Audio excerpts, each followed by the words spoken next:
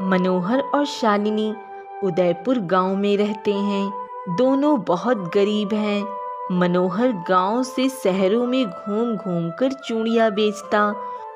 चूड़ी ले लो चूड़ी, रंग बिरंगी चूड़ी। चूड़ी ले लो चूड़ी, रंग बिरंगी चूड़ी। मनोहर की रंग बिरंगी चूड़ियाँ देख औरतें मनोहर के पास चूड़ियाँ खरीदने आ जाती। अरे भैया, चूड़ी कैसी दी? ले लो बहन, बस आपके लिए 20 रुपए की दर्जन भर। उस दिन मनोहर की अच्छी कमाई हो गई। उसकी सारी चूड़ियाँ बिक गई। मनोहर घर आकर, ये लो शालिनी, आज की कमाई। अरे वाह, आज तो बहुत अच्छी कमाई हो गई। हाँ शालिनी, ऐसे ही हमारी चूड़ियाँ बिकती रहें तो हम जल्द ही अच्छे पैसे इकट्ठे कर लेंगे और अपना घर भी ठीक करवा लेंगे। हाँ, ठीक कहा आपने। थोड़े पैसे तो हमने इकट्ठा कर लिए हैं। थोड़े पैसे और इकट्ठा हो जाएं तो हम अपना घर ठीक करवा लें। आखिर हमारी मेहनत ही तो हमारी जिंदगी का सहारा है। एक दिन मनोहर चूड़ियाँ बेचने शहर की ओर जा रहा था। रोड पर चलते हुए वह देखता है एक छोटा लड़का अकेले रोड क्रॉस कर रहा है। तभी दूसरी ओर से एक गाड़ी तेजी से आ रही होती है। मनोहर जल्दी से उस लड़के को बचाने की कोशिश करता है और मनोहर उस लड़के को धक्का दे देता है और वह लड़का बच जाता है, पर मनोहर का एक्सीडेंट हो जाता है।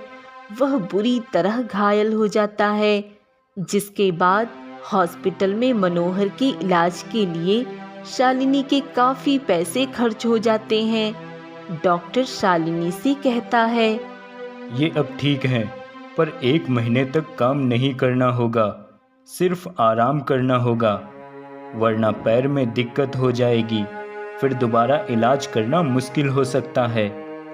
मनोहर अब बस आराम करता और शालिनी काम करने लगी।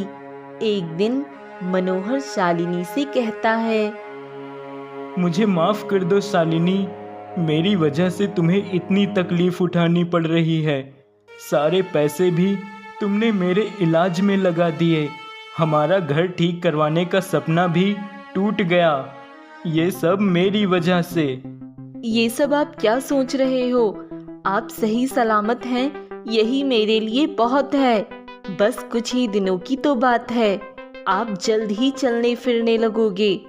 पर शालिनी, घर में तो बिल्कुल भी पैसे नहीं बचे होंगे, तुम घर कैसे चला पाओगी? आप बिल्कुल भी चिंता मत कीजिए, मैं कुछ ना कुछ कर लूंगी। शालिनी, मैं सोच रहा हूँ जब तक मैं चल नहीं सकता, क्यों ना हम बड़े भैया से मदद मांग लें। ठीक है, मैं बड़े भैया से कहकर देखती हूँ।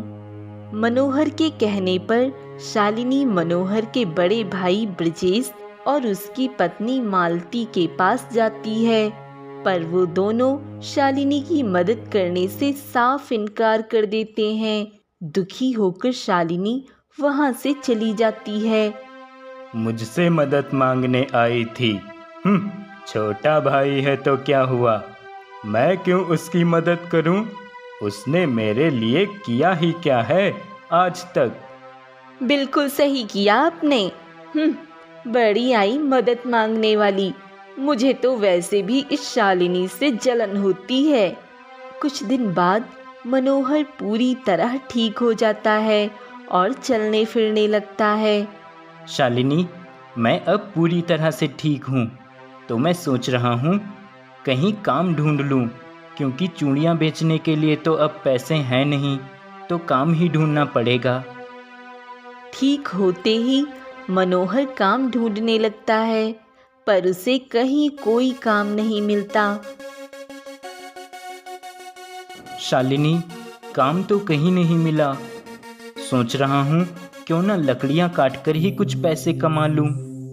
ये कहकर मनोहर जंगल में लकड़ियाँ काटने आ जाता है। वहीं उसकी नज़र एक बकरी पर पड़ती है, जो काफी घायल होती है। अरे, इस बकरी को तो बहुत चोट लगी है। किसकी होगी ये बकरी? यहाँ ऐसे घायल अकेले पड़ी है, यहाँ तो कोई दिखाई नहीं दे रहा। मनोहर उस बकरी को घर ले आता है। शालिनी, ये बकरी को बहुत चोट लगी है। जंगल में मुझे ये अकेले पड़ी मिली, इसीलिए इसे मैं घर ले आया। तुम इसे दवा लगा दो तो ये ठीक हो जाएगी। शालिनी बकरी को दवा लगाती है और इसकी अच्छे से देखभाल करती है। जल्द ही वह बकरी ठीक हो जाती है। देखो, हमारी बकरी अब पूरी तरह ठीक हो गई है। हाँ शालिनी, तुम इसकी इतनी देखभाल जो करती हो। तभी अचानक बकरी बोलती है, तुम दोनों बहुत अच्छे हो, तुमने मेरी इतनी देखभाल की। बकरी को बोलता देख दोनों हैरान रह जाते हैं। अरे, तुम बोल सकती हो?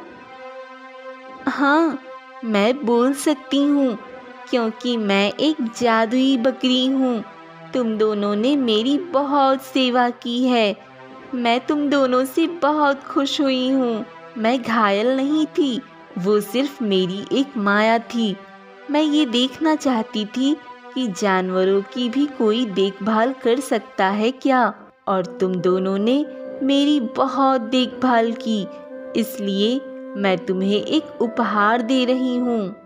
जादुई बकरी उन्हें एक खजाने से भरी मटकी देती है। इतना सारा खजाना देख दोनों के होश उड़ जाते हैं। ये तुम्हारा इनाम है, अब तुम्हारी जिंदगी अच्छी हो जाएगी। जादुई बकरी, तुम्हारा बहुत बहुत धन्यवाद। हम तुम्हारी ऐसे ही और अच्छे से देखभाल करेंगे। नहीं मनोहर, अब मुझे जाना होगा। मुझे और लोगों की भी मदद करनी होगी। अब मैं चलती हूँ। तुम दोनों हमेशा खुश रहो। ये कहकर जादुई बकरी गायब हो जाती है और शालिनी और मनोहर की जिंदगी अच्छी हो जाती है।